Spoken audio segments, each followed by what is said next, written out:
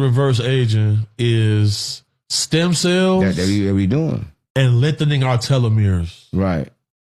In order to, the reason we live to like a cap of like 120 is because our telomeres, somebody shortened it. Right. Because humans used to live a lot longer. But you know, with your stem cells, you can actually reactivate them by the sun and proper food. Right. Sun, proper food, things like that, proper exercise, your stem cells, you'll rejuvenate and you'll go back 10 years younger. This patent was created by a gentleman by the name of David Schmidt, and he's a Christian, ironically, because you don't usually find the professing Christian scientist finding making connections with science and technology like that, but he did. He was contracted by the U.S. government over 20 years ago to come up with a technology that will help special forces, soldiers, to perform at a high level, to not require much sleep, to not get tired, and all these type of things, to kind of be to perform on a very high level for special operations.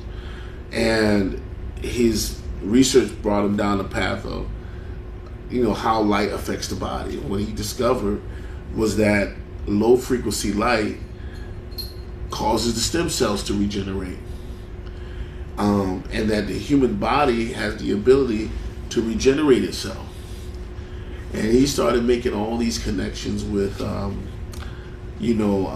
tree of life that is mentioned in the Bible, where they say, well, as long as Adam and Eve were to eat from this tree or this plant, they would regenerate us. Essentially, they would regenerate themselves, and they will live, extend their life.